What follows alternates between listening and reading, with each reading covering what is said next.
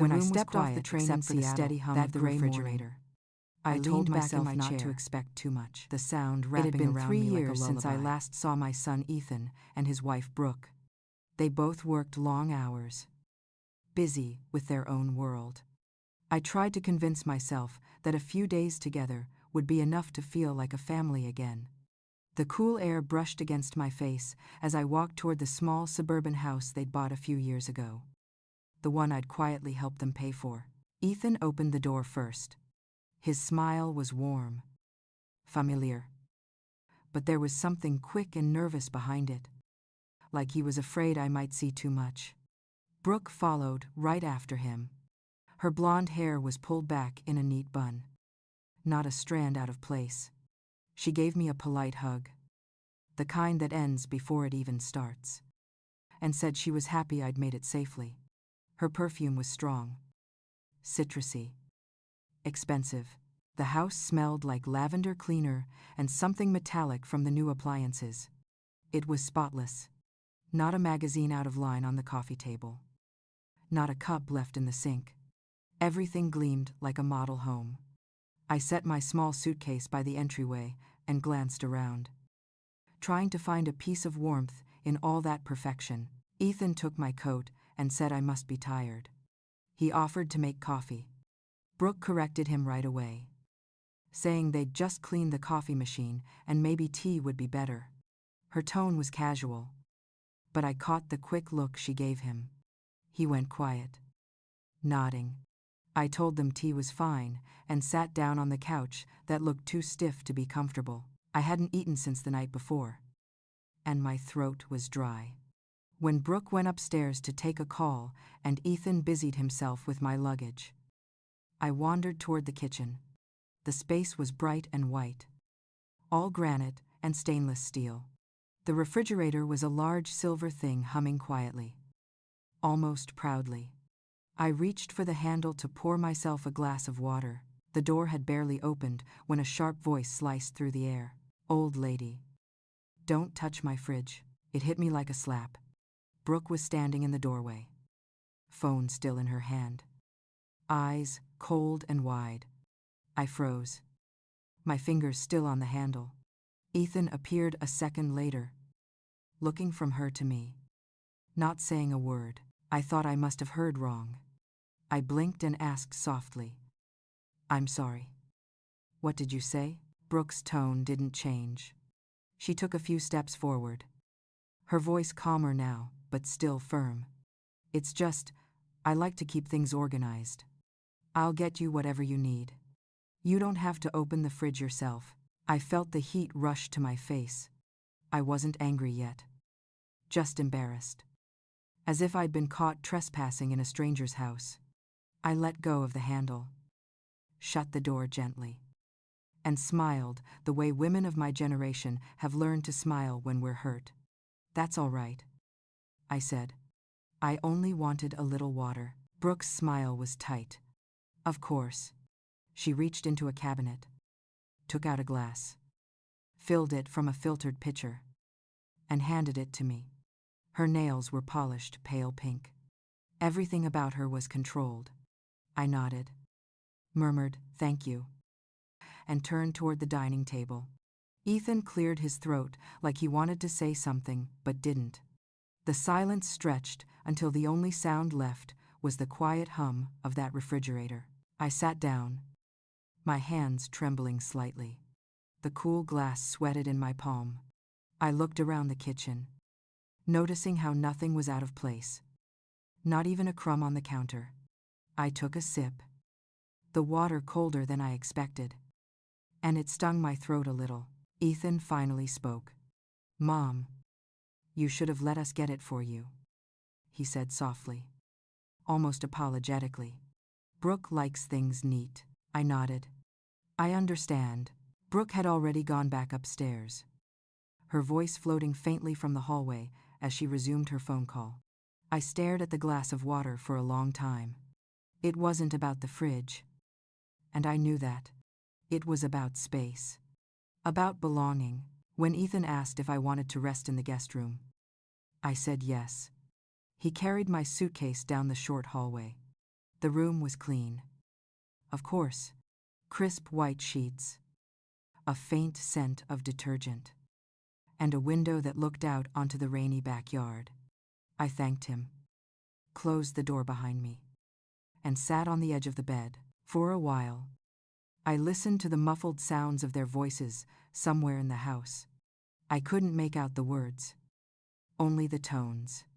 Hers, quick and firm. His, softer, unsure. I remembered when he was a boy and I was the one telling him what he could or couldn't touch. Don't spill the milk.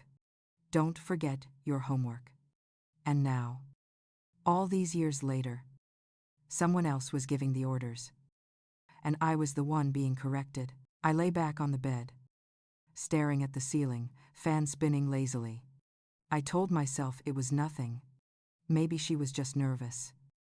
Maybe she didn't mean it that way. Still, a quiet ache settled in my chest.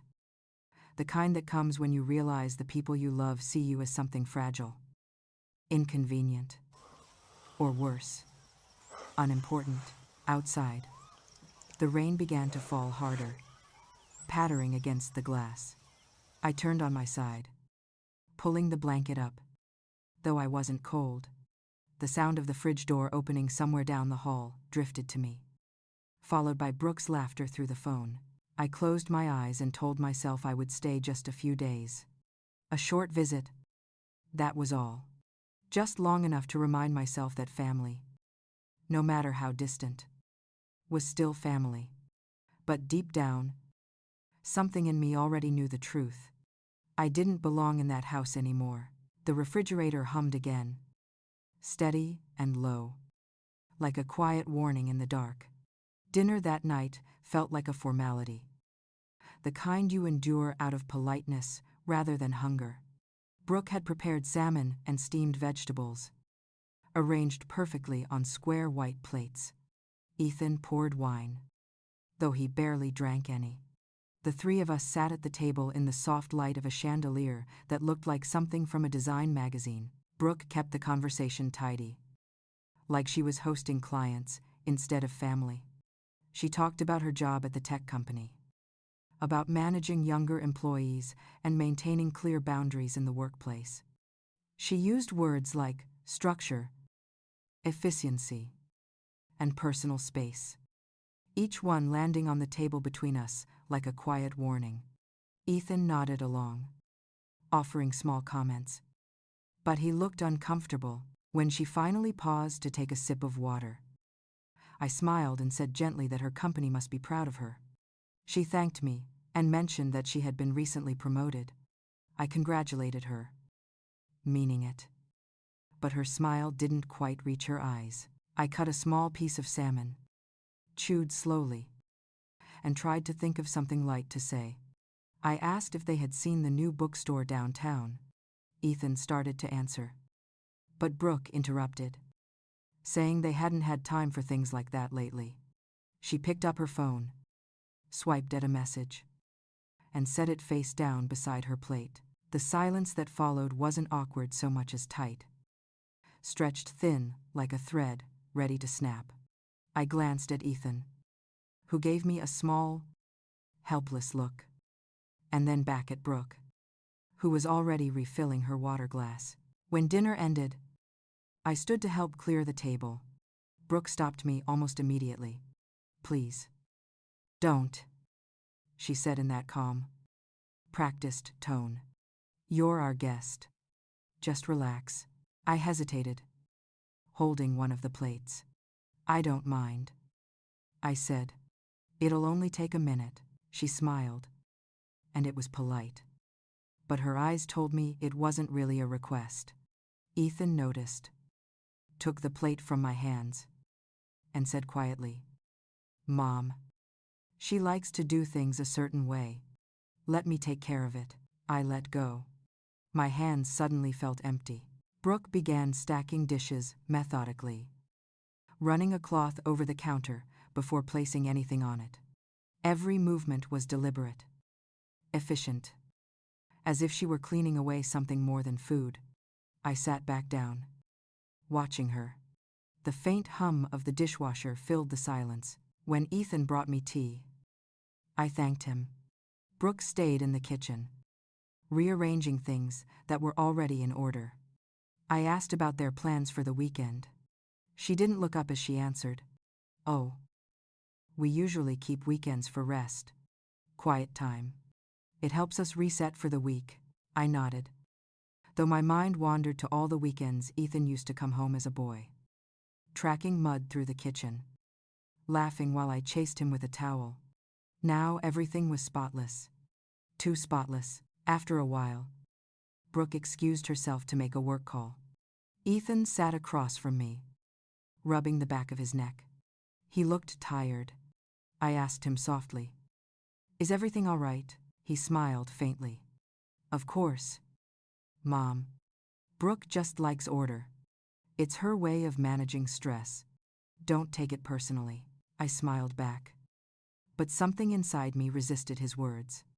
It wasn't about order. It was about control. When he went upstairs to check on her, I walked around the living room, looking at the framed photos on the wall.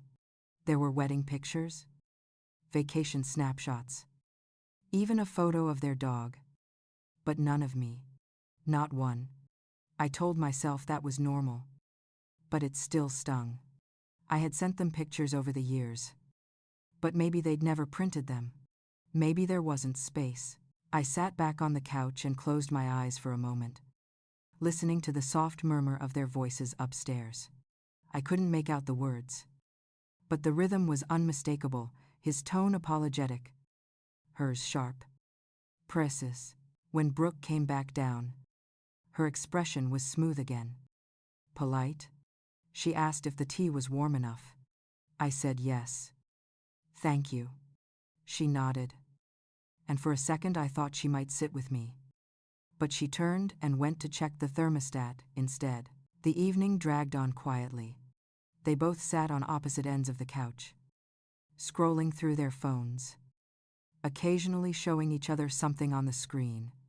I pretended to watch the muted television, but the words on the news crawl blurred together. I thought about my old house in Portland, the soft hum of my own refrigerator, the warmth of a space that belonged to me. When the clock struck 9, Brooke stood and said she was going to bed early. "Early day tomorrow." She turned to me with that same courteous smile. "You should rest too. The guest room's all set." I said goodnight and went down the hall. The room was as spotless as before. I changed into my nightgown and sat by the window. The rain had stopped, leaving the streets wet and gleaming. In the distance, I could see the faint glow of the city. From the living room, I heard their voices again, lower this time, but tense. Brooke said something about needing space. Ethan said she was being unfair. A pause, then the soft thud of a door closing. I lay down and pulled the blanket up to my chin.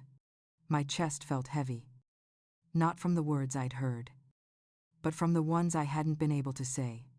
I wanted to tell Ethan that love without kindness becomes brittle, that respect isn't measured by how neat the house is, but by how you treat the people inside it. Instead, I turned off the light and stared into the dark, letting the silence settle around me. Somewhere down the hall, the refrigerator started humming again, steady and cold. It felt like it was reminding me of something I didn't want to admit yet. Maybe it was too early to say it out loud, but I could already feel the truth pressing at the edges of my heart. I was no longer a mother visiting her son. I was a guest. The hum deepened, then faded, leaving the house perfectly quiet. The next morning, I woke up before the sun. The house was quiet, still wrapped in that early-hour calm that used to make me feel peaceful. I pulled on my robe and went to the kitchen, hoping maybe I could do something nice. Something small to make the day start gently for all of us. The kind of thing mothers do without thinking. The kitchen light was soft, pale gold from the small lamp above the sink. I opened a cabinet, found some coffee, and smiled to myself. Ethan always loved waking up to the smell of breakfast when he was a boy. I used to tell him that mornings were our reset button.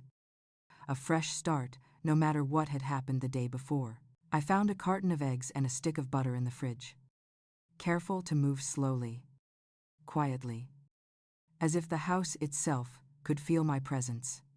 I whisked the eggs, added a little milk, and took out a pan. It felt good to do something simple, something familiar. The sound of eggs sizzling brought a small comfort. I had just set a plate on the counter when I heard footsteps. Brooke appeared in the doorway, wearing her workout clothes. Her hair tied back tight. She looked at the stove, then at me, her eyebrows pulling together slightly. "Morning," I said cheerfully.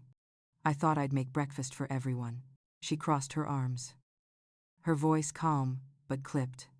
"Oh, you didn't have to do that. We usually have smoothies in the morning.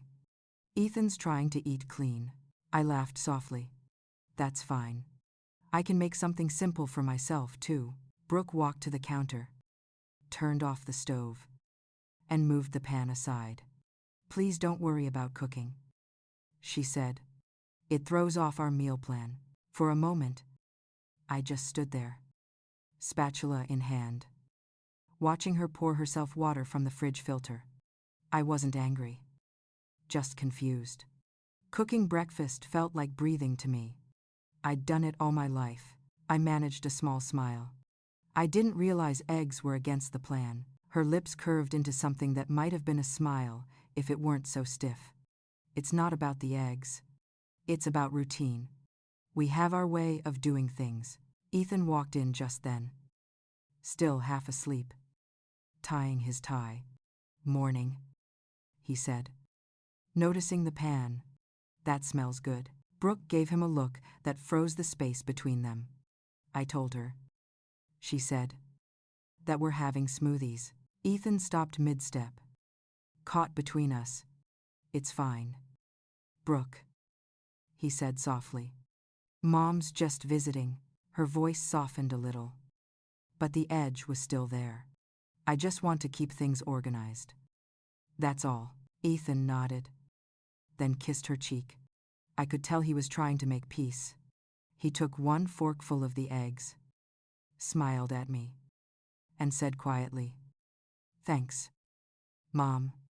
It tastes like home." Brooke said nothing, but the silence that followed was louder than any argument. I turned back to the counter and started to clean up. My hands shook slightly, not from anger, but from the effort of holding myself steady. After breakfast, Brooke left for work, the sound of her heels sharp against the floor. Ethan lingered a bit, sipping coffee with me at the kitchen table. He looked tired. "She's just particular," he said gently. "She likes structure. It helps her stay focused." I nodded. "Everyone needs their own way of feeling in control," I said. He smiled weakly. "Yeah. She just gets overwhelmed sometimes." When he left, the house fell silent again. I washed the dishes, wiped down the counter, and stood by the window for a long time. The sky was gray, soft with clouds. I could see a couple walking their dog down the street, laughing about something small. For a moment, I wished I could trade places with anyone who wasn't trying so hard to fit somewhere they didn't belong. Later that morning, I wandered into the living room. There were books arranged by color, not subject, and candles that had never been lit. I ran my fingers along the edge of a picture frame showing Ethan and Brooke on a beach somewhere sunny. They looked happy. I wondered if they had been happy then or just posed that way. I went back to my room and opened the small notebook I always carried. It was something Shirley, my late friend, had encouraged me to keep. "Write down what you can't say out loud," she used to tell me. I wrote, "It's strange to feel like a guest in your child's home." Then I stopped. Maybe I was overthinking. Maybe this was what growing older felt like. Watching the world shrink around you until even family becomes polite company. When Brooke came home that afternoon, I tried again. I asked if I could make dinner. She said she'd already planned something. She liked having her ingredients measured, her steps clear. I offered to set the table, and she paused before agreeing, like she had to think about whether that would disrupt her order.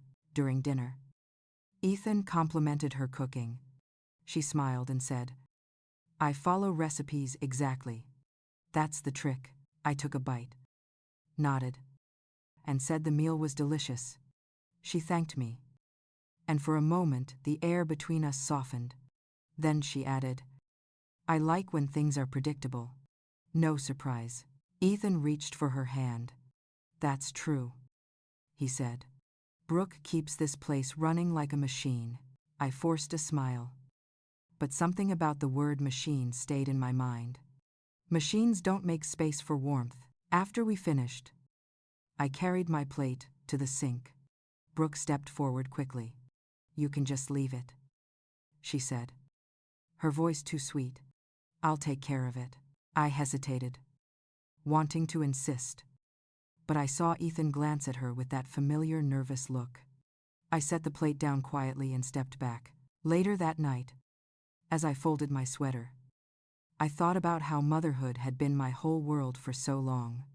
I used to think love meant showing up, helping, being needed. But here, in this house, love seemed to mean knowing when to stay out of the way.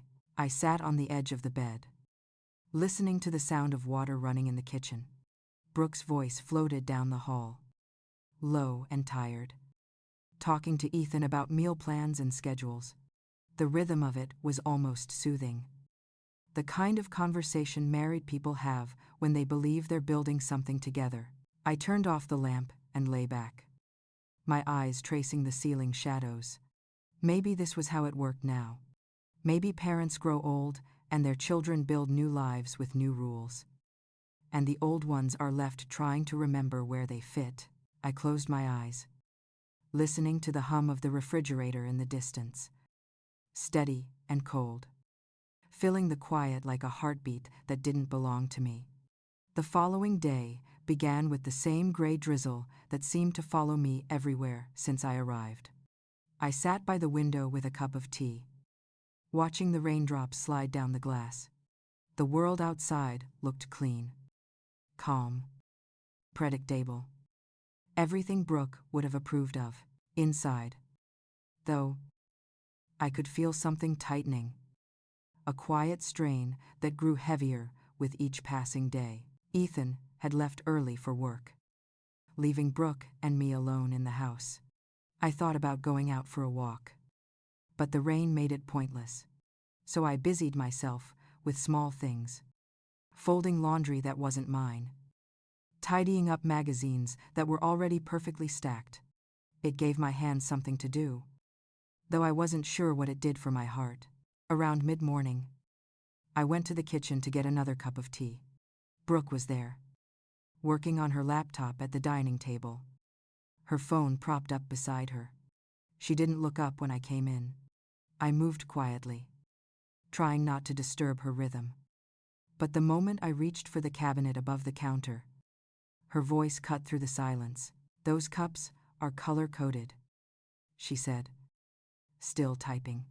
"The blue ones are for guests." I froze, my hand halfway to the shelf. I looked down and saw 3 sets of mugs arranged by color, each row perfectly aligned. I picked a blue one carefully, feeling the weight of her eyes on me now. "Sorry," I said softly. "I didn't realize." She smiled without warmth. "It's fine. I just like things where they belong." I poured my tea, stirred it, and turned to leave. She called after me, her tone lighter but not kind. "You know, I'm really glad you came, Audrey. It's nice for Ethan to have family around." I smiled, though my stomach tightened. "I'm glad too. It's been a while." She nodded, still typing. "It has. You must miss your old place in Portland." "I do," I said quietly. "It's small, but it's mine." Her hands paused briefly over the keyboard. I could almost hear the smile in her voice when she said, "Well, That's good. Independence keeps us sharp, doesn't it?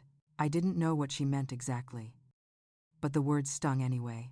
Later that afternoon, Ethan called to say he'd be home late.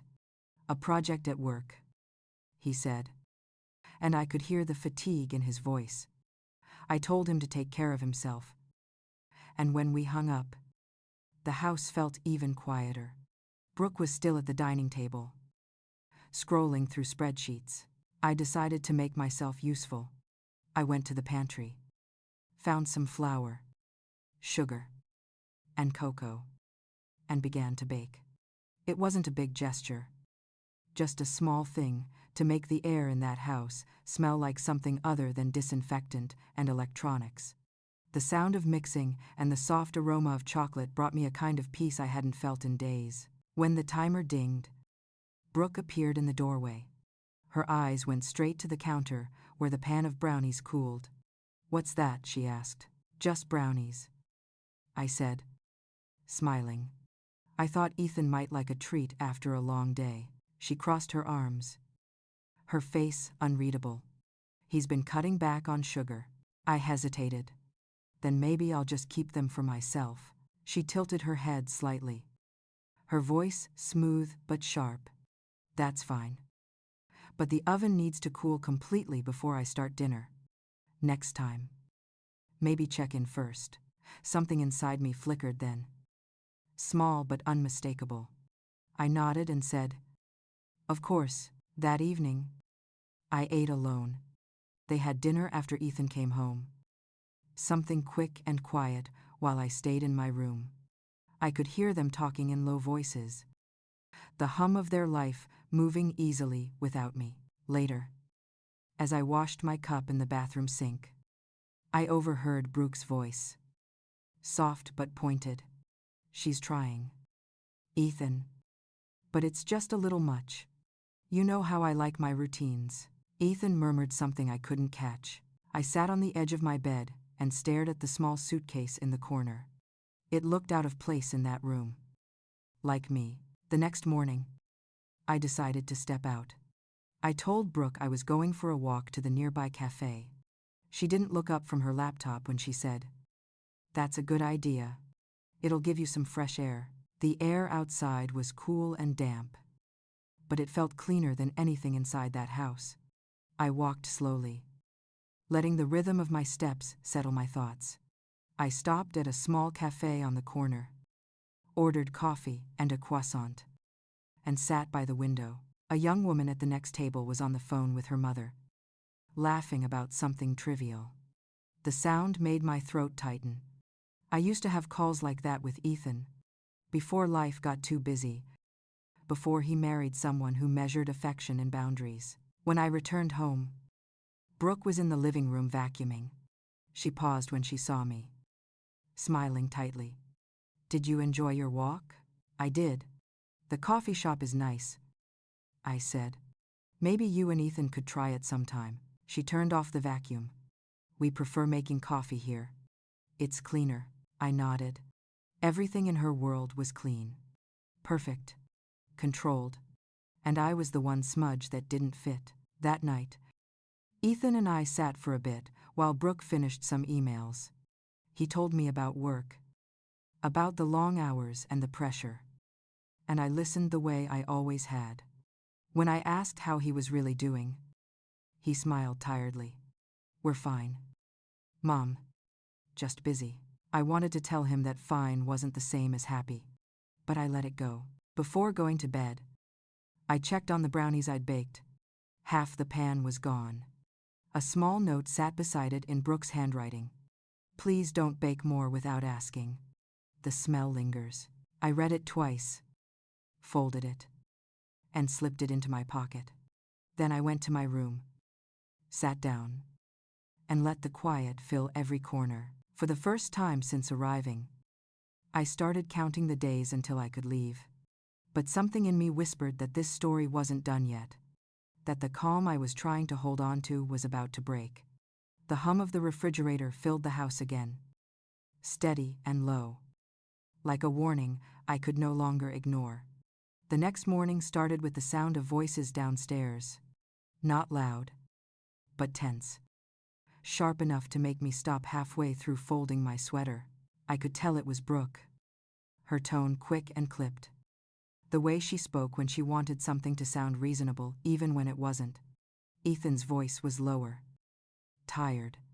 I couldn't make out the words. But the rhythm was familiar. The rhythm of someone defending and someone insisting. I stayed in my room for a while, staring at the small window. The sky outside was pale and quiet. The kind of Seattle morning that felt heavy with waiting. Eventually, I decided to go downstairs. If only to make coffee and remind myself that this was still my son's house too. Brooke was in the kitchen, her back to me. Hair pulled tight in that same perfect knot. Ethan sat at the table with a stack of papers in front of him. He looked up when I entered, his face softening. "Morning, Mom," he said, almost too quickly, as if to stop Brooke from speaking first. I smiled. "Morning, sweetheart." I reached for the coffee pot, but Brooke's voice came from behind me. Polite, but cutting. "I already made a pot. You can pour from there." I turned and saw the carafe sitting on the counter. I nodded, poured a cup, and sat across from Ethan. He rubbed his temples. "Rough day ahead?" I asked. He nodded. "Just long. Meetings back to back." Brooke chimed in, still typing something on her laptop. "He's been under a lot of pressure, which is why we need to keep things calm at home." Something in the way she said "we need" made my stomach tighten. I nodded anyway and took a sip of coffee. It tasted bitter, stronger than I liked. But I didn't say anything. After Ethan left, Brooke stayed in the kitchen, working from her laptop. I tried to make conversation, asked her about her parents. She looked up briefly and said they were doing well, then went back to typing. The conversation died right there. I decided to step out again. I told her I'd walk to the library down the street.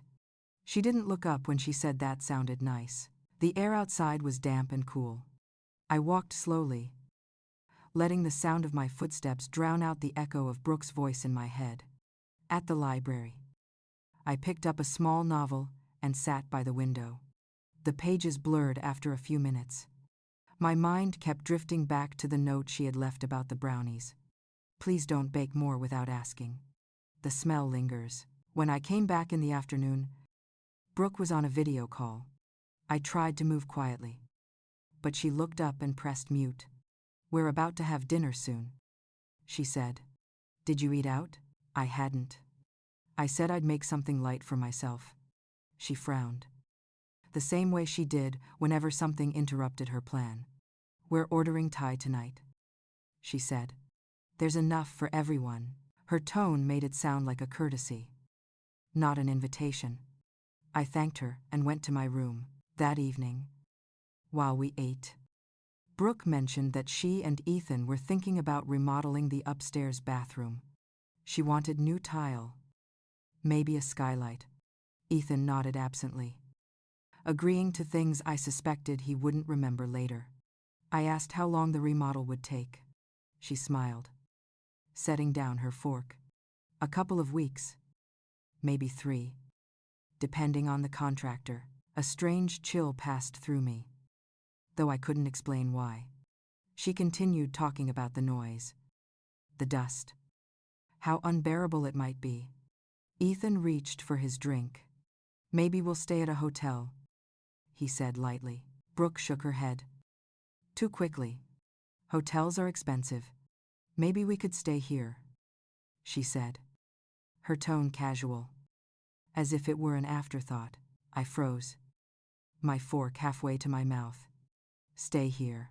Ethan smiled at me, maybe to soften it. "Just for a few days. Mom, it'd be nice to spend time together again." Brooke added, "It makes sense. You have extra space, and it'll only be temporary."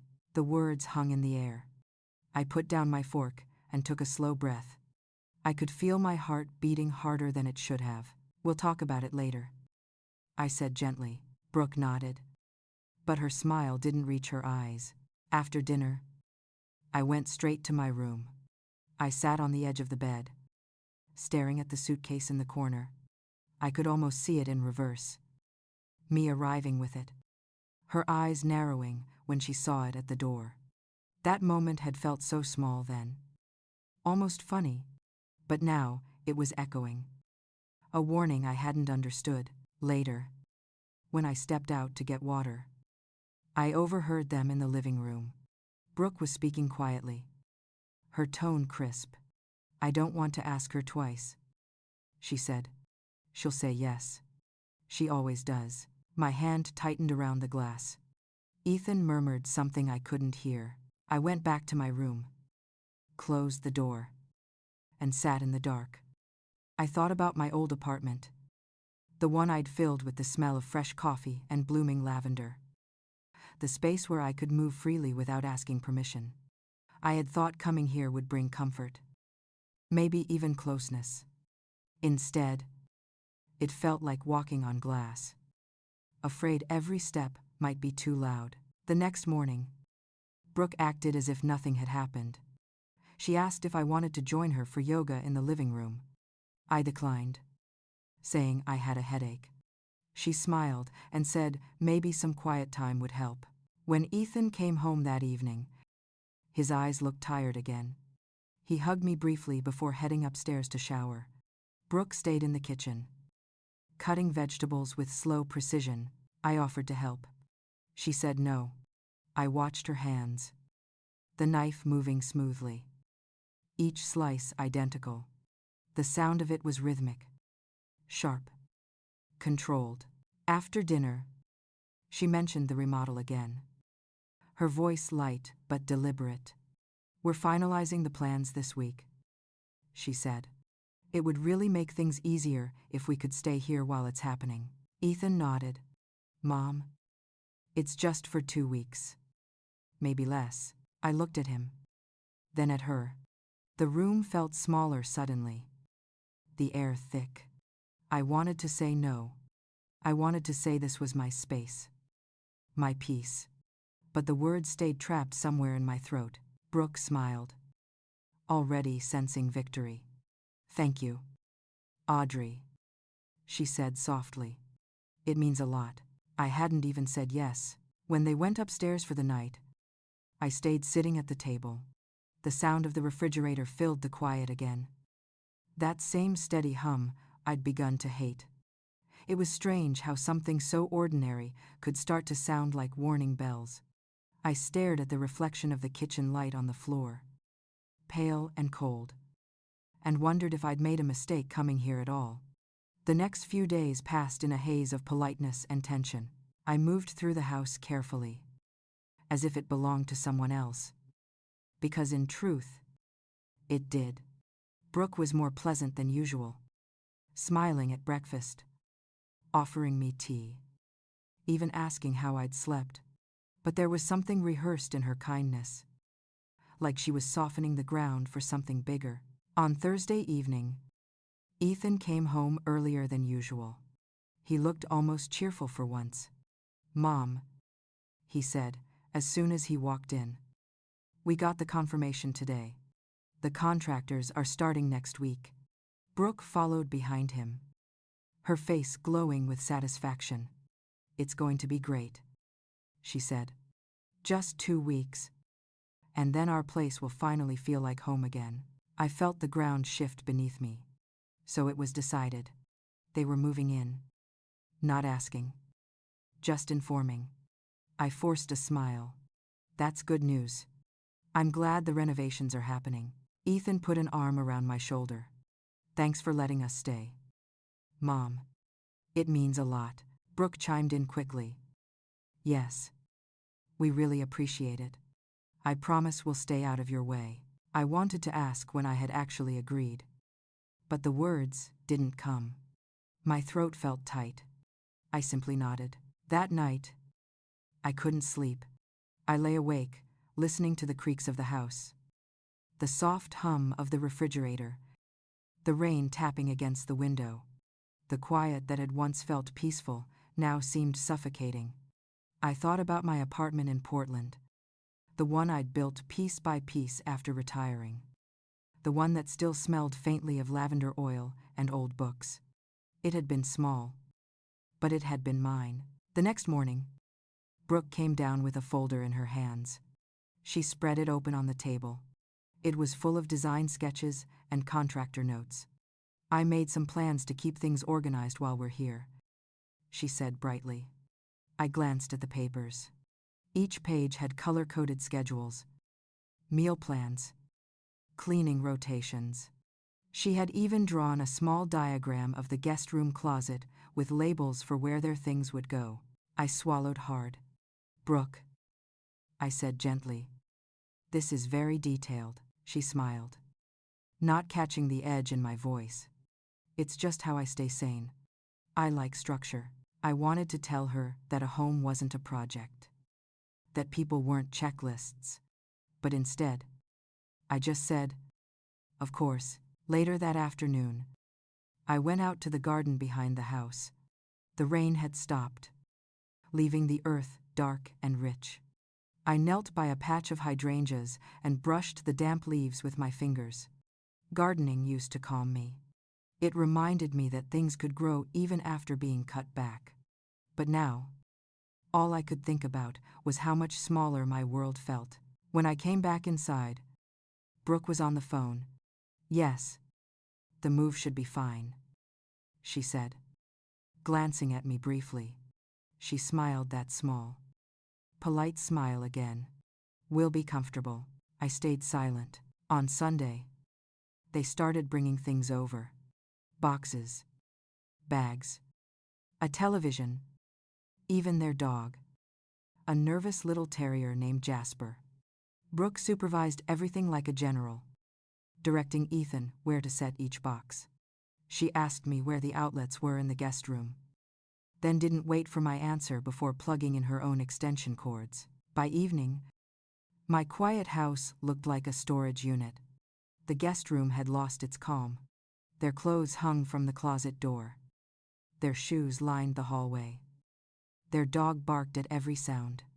I watched from the living room, trying not to show what I felt. When Ethan finally sat down, exhausted, I brought him a cup of tea. He smiled and took it gratefully. "Thanks, Mom. We'll make it up to you once this remodel is over." Brooke, standing nearby, nodded but didn't look at me. She was checking her phone, scrolling through something with focused precision. I went back to the kitchen. The sink was full of their dishes. That night, I barely slept. I could hear the faint sounds of their voices from the next room. Brooke's laugh, Ethan's low replies. Then, silence. The kind of silence that isn't peace but avoidance. The next morning, I found a new note on the counter. It was written in Brooke's neat handwriting. "Don't worry about cooking breakfast. I'll take care of it from now on." I stared at it for a long moment. The words were polite, even considerate, but underneath, they told me exactly what she thought. This wasn't my kitchen anymore. Later that day, while she was out walking the dog, Ethan and I sat together on the porch. The sky was overcast, the air cool. I asked him softly, "Are you sure this is going to work?" "Ethan," he looked at me, surprised. "What do you mean?" I gestured toward the house. "This arrangement, living together like this," he said. "It's temporary. Mom, we just need a place for a couple of weeks. Brooke's stressed, but she'll calm down once the remodel's done." I nodded but didn't answer. I wanted to believe him. I wanted to believe 2 weeks wouldn't stretch into more. That evening, when Brooke came back, she told me she'd reorganized the pantry to make room for their things. I walked in and saw that everything I had carefully arranged had been shifted. My tea boxes moved to the top shelf, my spices in a new order, my favorite mug placed at the very back.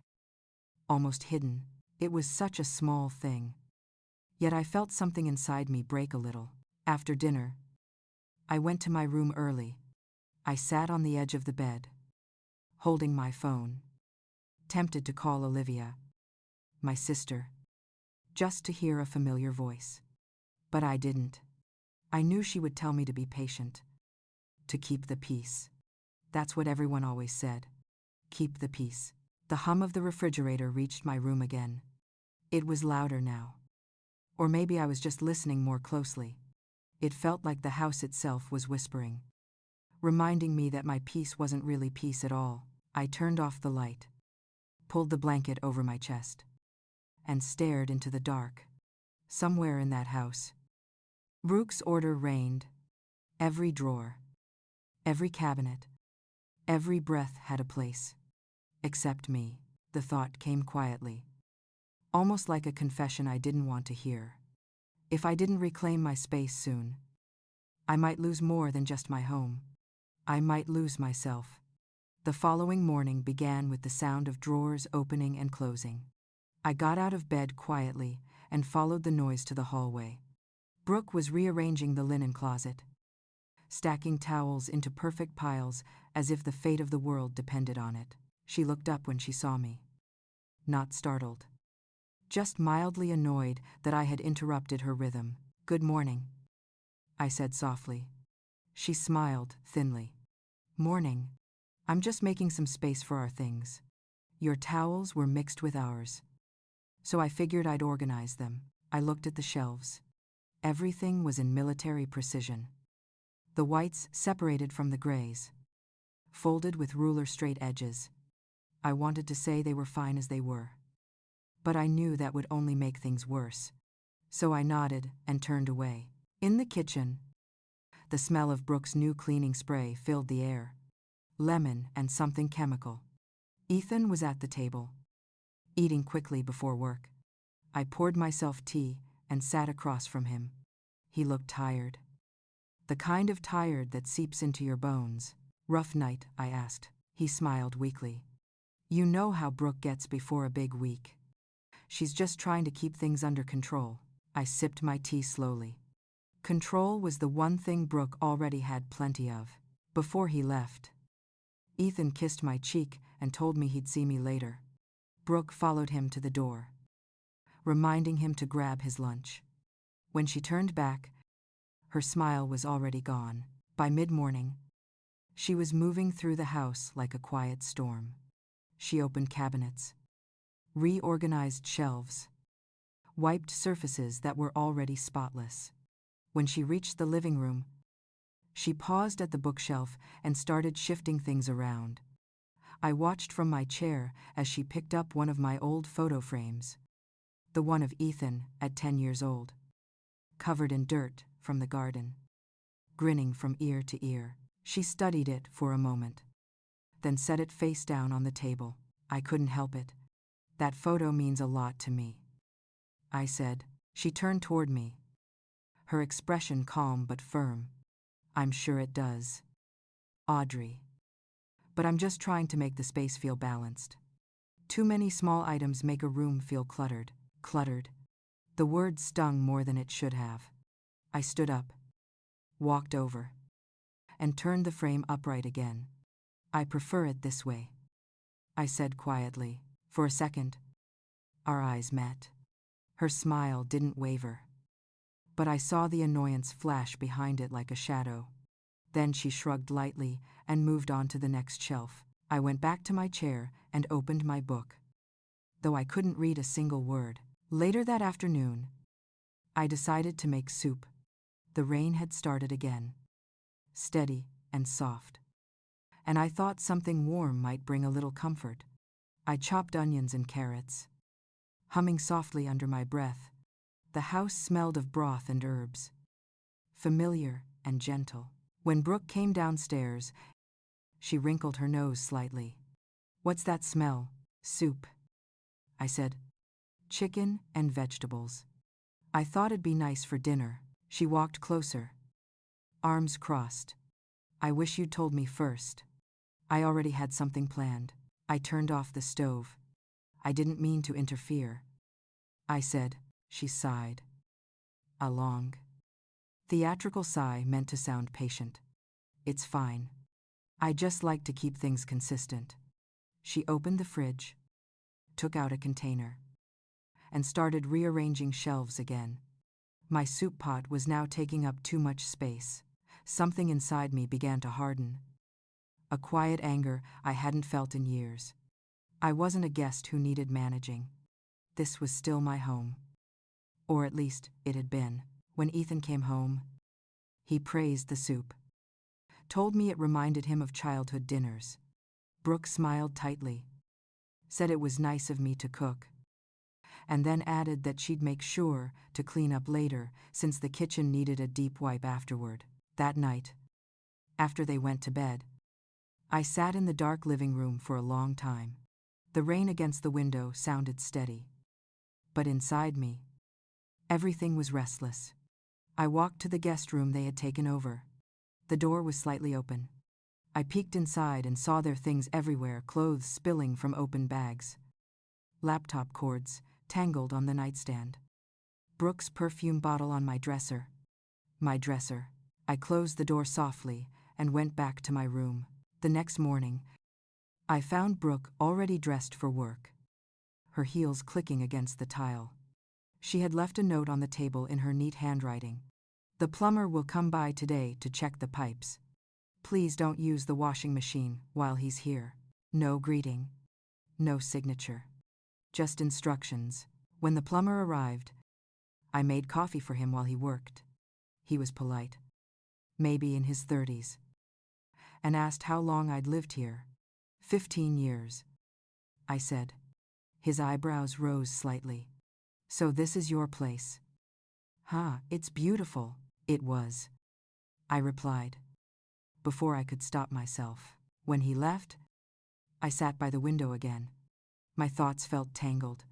I couldn't remember the last time anyone had asked me how I liked my own home. That evening, when Brooke came back, she thanked me for letting the plumber in, but added that, next time, I should wait for her before making any decisions about maintenance.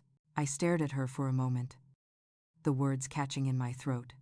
This time, I didn't smile. I didn't nod. I just looked at her and said quietly, "Brooke, I've lived in this house a long time. I think I can handle letting a plumber in." Her face tightened, the polite mask slipping for just a second. Then she smiled again. Softer this time. "Of course, Audrey." I didn't mean anything by it, but she did. After dinner, Ethan asked if I was okay. I said yes. Just tired. I didn't want to burden him with the truth. Not yet. But inside, I could feel something shifting. I went to bed early.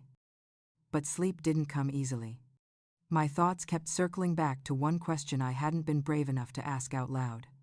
How long before I disappeared completely in my own home? As I lay there, staring into the darkness, the hum of the refrigerator filled the air again, steady and cold. This time it didn't sound like a warning. It sounded like a countdown. I woke before dawn. The air heavy and still. The house felt different, as if it were holding its breath. I could hear faint sounds from the kitchen. Drawers opening. The quiet rhythm of movement. When I stepped into the hallway, the light under the door told me Brooke was already awake. She turned when I entered, startled for just a second before her usual calm returned. "Morning, Audrey," she said. "I thought I'd get an early start on breakfast." I glanced at the counter. She had lined everything up like a production line bowls. Fruit, containers of oats. It looked more like a demonstration than a meal. I smiled politely. "You didn't have to do that." Her hands moved quickly, almost impatiently. "I like to stay productive. It keeps my mind clear." I poured myself some water and stood by the sink, watching her slice bananas with quick, precise motions. For a long moment, neither of us spoke. When Ethan came down, the tension softened a little. He kissed Brooke's cheek, poured coffee, and turned to me with a smile that didn't quite hide his unease. "Big day," he said. "The contractors are breaking ground this morning." I nodded. forcing a smile. That's good. It must feel exciting. Brooke's voice floated in smoothly. Stressful is more like it. But worth it in the end. She handed Ethan his bowl of oatmeal. Then turned to me. I made some extra if you'd like. Audrey. No sugar. Though. We're watching that. Her tone was sweet. But her eyes flicked toward the stove as if daring me to use it. I thanked her. Poured myself coffee instead. And sat down quietly. The morning unfolded in a pattern that had become all too familiar. Brooke cleaning. Checking emails. Giving instructions that sounded more like gentle commands. Ethan left for work. Leaving us alone again in the silence that always seemed louder when he was gone. By mid-morning, Brooke received a delivery. 2 men carried in boxes and furniture pieces I didn't recognize. She directed them to the guest room, where she and Ethan had been staying. I asked if she needed help. She smiled tightly and said, "No. I've got it handled. I'm replacing some of the older pieces. It'll make the space more functional." Older pieces. My furniture. My dresser. When they left, she started rearranging. I stood in the doorway. My voice, quiet but firm. "Brooke. Some of those pieces belong to my mother." She paused. One hand on the dresser drawer. "Oh. I didn't know," she said. Though I suspected she did. "Don't worry. I'll store them safely in the garage." She didn't ask. She just kept working. That afternoon, Ethan called to check in. I could hear the fatigue in his voice. The weariness of someone trying to balance too many things. He asked if everything was fine at home. I hesitated before answering. "Everything's fine," I said. It wasn't. But how could I tell him that every kindness in this house came with a condition? That evening, as the rain started again, I walked into the kitchen to make tea. Brooke was there, standing in front of the fridge.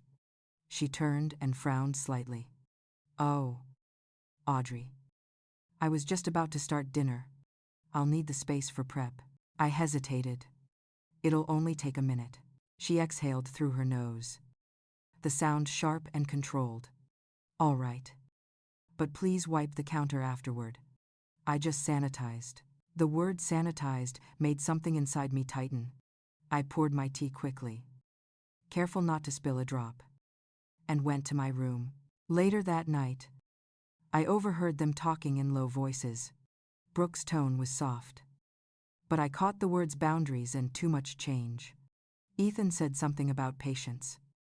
"About family," Brooke replied. "Family still needs structure." The next morning, the contractors came to start the renovation. The sound of drills and hammers filled the air. Brooke seemed oddly energized, flitting between phone calls and instructions. I stayed mostly in my room, reading and pretending the noise didn't bother me. Around noon, she came to the doorway. "We're having a late lunch," she said. "Feel free to join us if you want." If I want. The phrasing wasn't lost on me. When I came out, she and Ethan were already eating. There were only 2 plates on the table. Brooke noticed me and smiled. Apologetic, but unbothered. "I didn't know you were coming down. There's salad left if you'd like some." I told her I was fine, though I wasn't. I poured myself water, my hands steady only because I willed them to be. That evening, I decided to take Jasper, their little dog, for a walk. It was the first time I'd offered. Brooke hesitated, then handed me the leash. "Just be careful near the street," she said. "He's nervous around cars." The air outside was cold but freeing. Jasper trotted beside me, sniffing everything with unrestrained curiosity. For a few minutes, I felt something close to peace. A neighbor waved, asked if I was Ethan's mother. When I said yes, she smiled warmly. "You must be proud. They've done well for themselves." I smiled back, but it faltered as I looked toward the house. The light in the window glowed golden and perfect. But inside that glow was a cage. When I returned, Brooke was in the living room, sorting mail. She glanced up. "You took longer than I expected," she said lightly. "Jasper gets anxious if he's out too long." "He seemed fine," I replied. Her smile didn't reach her eyes. "Good. Maybe next time just keep it under 20 minutes. I went to my room, closed the door, and sat on the edge of the bed. The house was quiet again, except for the faint hum that never stopped. I tried to breathe slowly, but every inhale felt shallow. That night, when I turned off the light, I couldn't sleep. The thought came suddenly, sharp and clear in the dark. This wasn't just about space or control. It was about ownership. Brooke didn't want a house to live in. She wanted a kingdom to rule, and I had let her in. Outside, the rain began again, steady and patient. Somewhere in the distance, the refrigerator hummed its endless note. And for the first time, I wondered if it was me who needed to leave. Morning light crept through the blinds, soft and gray, painting stripes across the small room. For a moment, I didn't move. I just sat there, listening to the hum of the city waking up outside, the distant rumble of a bus, the footsteps of someone walking a dog. The refrigerator in the corner buzzed quietly, and I smiled without meaning to. It was the same sound, yet it felt different here. In this place, it was mine. I made coffee in a small pot the landlord had left. The first sip was bitter but warm, grounding me. The apartment was modest, but every inch of it felt like freedom. No one hovering, no rules taped to the counter. I opened the window and breathed in the cool morning air. For the first time in weeks, I wasn't walking on eggshells. Around mid-morning, my phone buzzed on the table. It was Ethan. His voice cracked slightly when I answered. "Mom, where are you?" I hesitated. "I'm fine, Ethan. I just needed some space." There was a long pause. Then, softer. "Did she drive you away?" I said. "She didn't have to." He exhaled slowly, the kind of breath that carries guilt. "Mom, I found your letter." I closed my eyes, leaning against the counter. "I didn't mean to worry you," I said. "I just couldn't stay there anymore." He said nothing for a few seconds. And then, in a keener voice, "I'm coming to see you." By the time he arrived, the rain had started again. He knocked softly, as if afraid to disturb me. When I opened the door, he looked different, older, somehow tired. He stepped inside and stood in the middle of the room, taking it all in. "It's small," I said, smiling gently. "But it's peaceful." He nodded. "I like it. It suits you." We sat by the small table with two mismatched chairs. He clasped his hands together, the way he always did when he didn't know how to begin. "I need to tell you something," he said finally. "I looked through the paperwork for the house. You're still listed as co-owner." I stared at him. "I thought you knew that," he added. "You helped me buy it years ago." Remember, I remembered every detail. The way I'd cashed out part of my retirement. How proud I'd felt when I signed the papers. Thinking I was helping my son start his new life. But when Ethan and Brooke moved in, I had stopped thinking of it as mine. I nodded slowly. "Yes, I knew."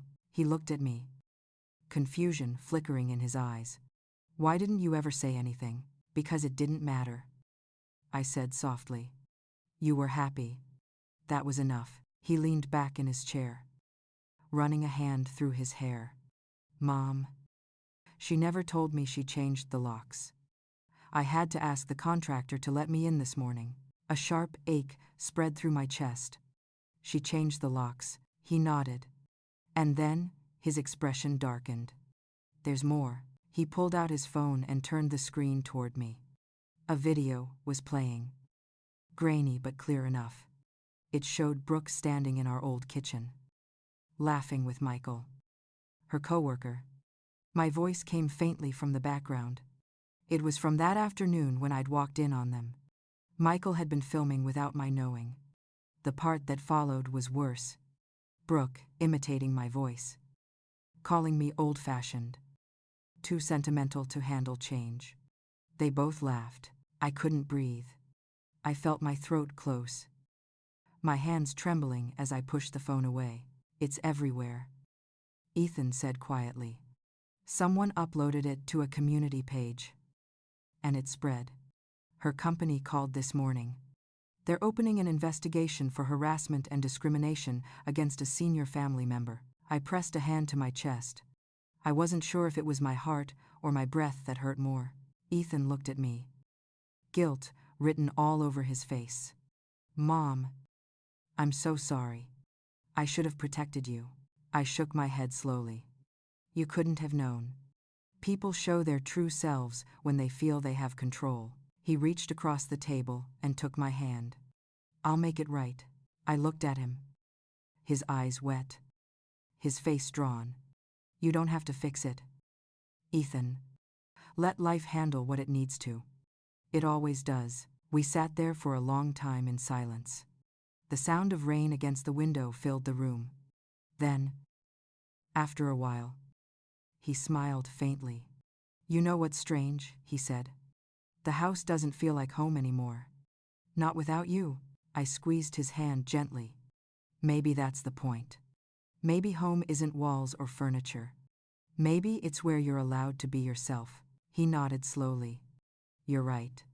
He stood and walked to the small window, staring out at the rain. Brooke's gone to stay with her sister for now. HR told her to take a leave. I didn't respond. Part of me pitied her. Another part of me didn't feel much at all. Ethan turned back toward me. You should rest. I'll bring your things from the house tomorrow. I smiled. Just bring the photo albums. The rest doesn't matter. He hesitated at the door.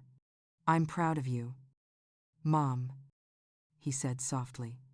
You always taught me to be kind. But I think I forgot that kindness doesn't mean silence.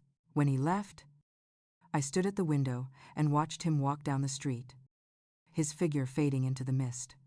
I felt something loosen in me, something I hadn't realized I'd been carrying. I walked back to the table and picked up my cup of coffee. It had gone cold, but I didn't mind. The apartment was quiet again. The kind of quiet that didn't feel empty but peaceful. I looked around the room, at the small details I'd already started to make my own.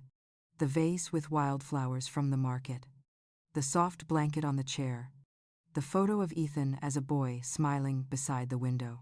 Outside, the rain softened to a drizzle. The hum of the refrigerator filled the silence again.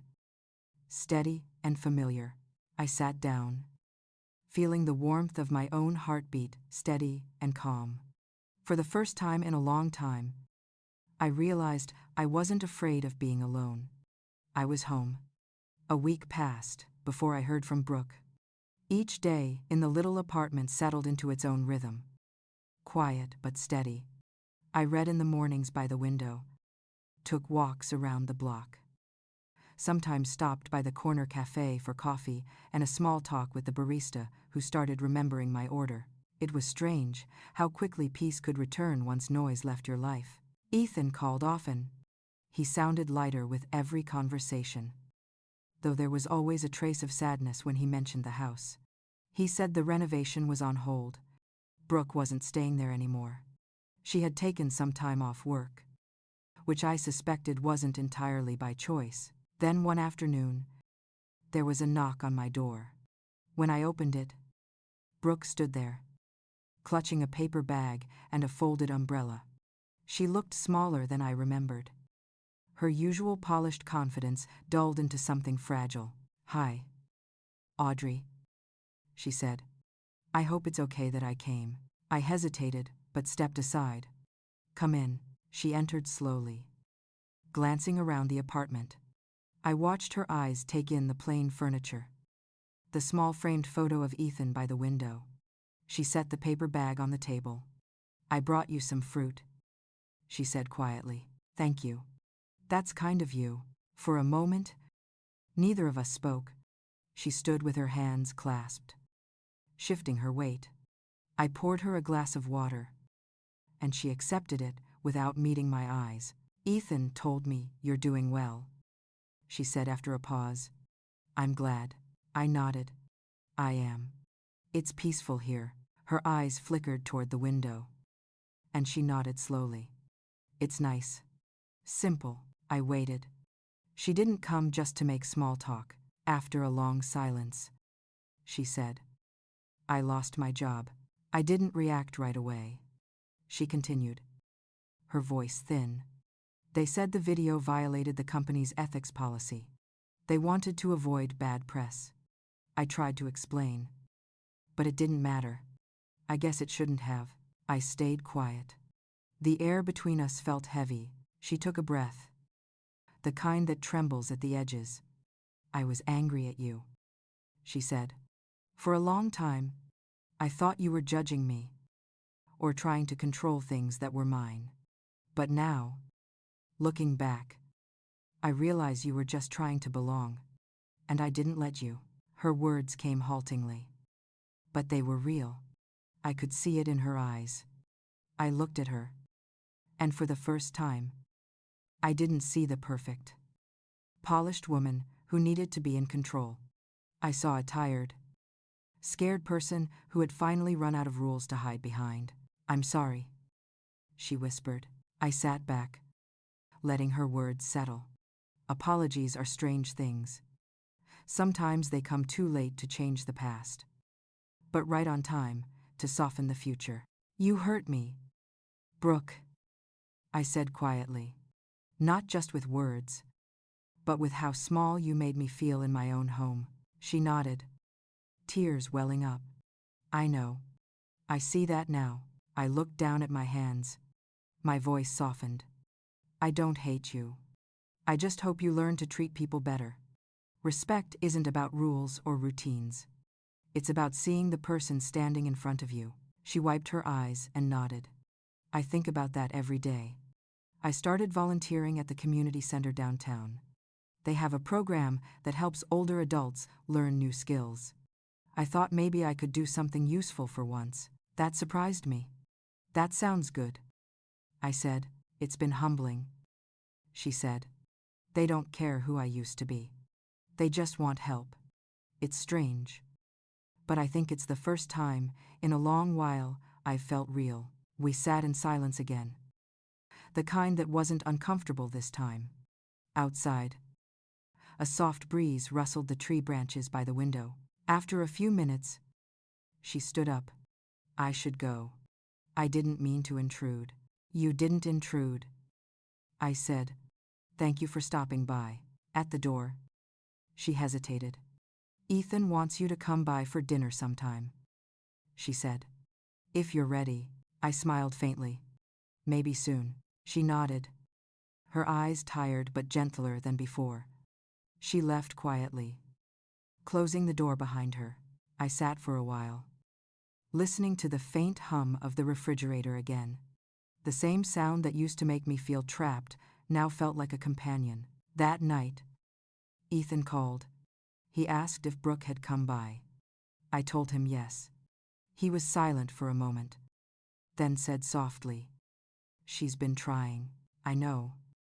I said, Maybe that's enough for now. He sounded relieved. I'll tell her you might come to dinner next week. We'll see, I said, smiling to myself. After we hung up, I stood by the window. The city lights blinked in the distance, soft and blurred by the evening mist. I thought about how things had unraveled and then quietly begun to mend in their own way.